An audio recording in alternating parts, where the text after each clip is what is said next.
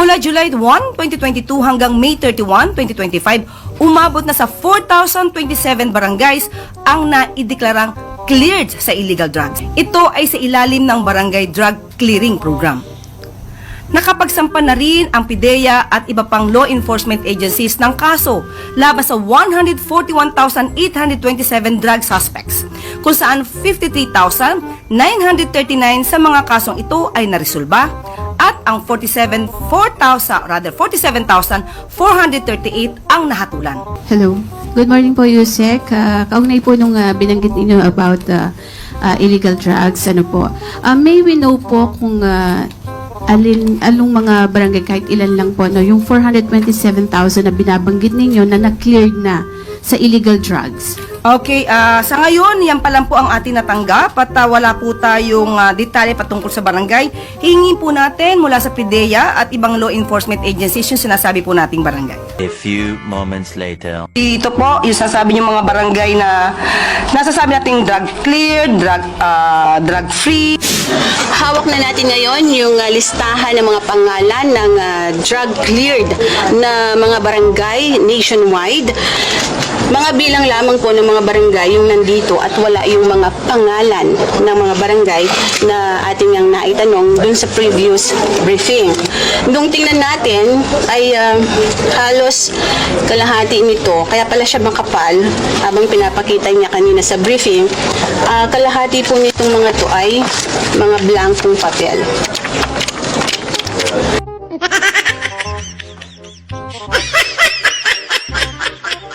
Umabot na rin sa 607 balay silangan reformation centers ang naipatayo sa ilalim ng Marcos administration. Saan pong area itong Balay Silangan Drug Centers?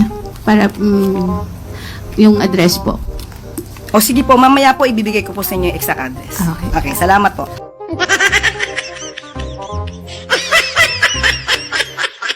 So far po wala pa kayong na-verify na masabi na ito talaga ay nagpapakalat ng fake news. Troll army po itong mga ito. Wala pa po in particular pero inaaral na po namin kaya po yung mga ibang mga sinasabi nating fake news ay atin pong sinasagot hanggat sa makakaya natin.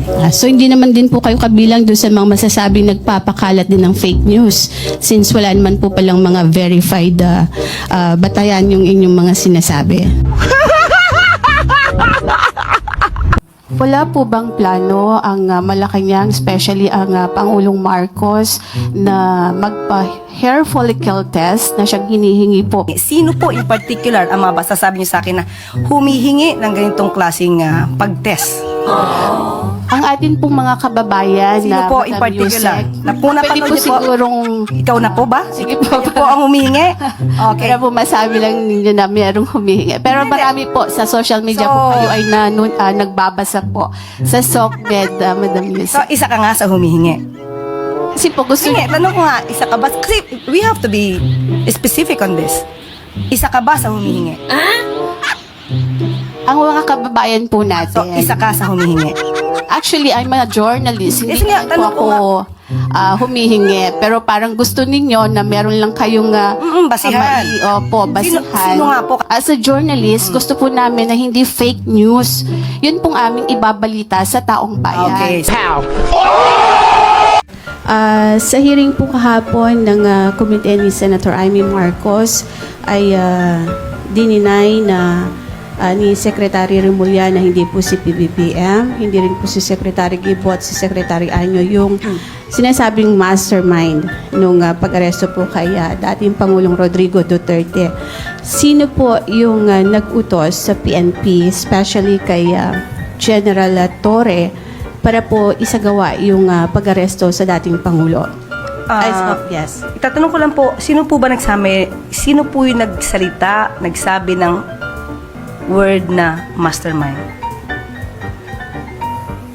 Yun po yung binabanggit sa Senate hearing kahapon. So, kung hindi po mastermind, tanong ko lang po kasi para zero po yung nag-utos. Ayun na lang po yung word. We have to correct that. May mastermind ba tayo nadinig? Kasi for us, it's medyo negative yung dating.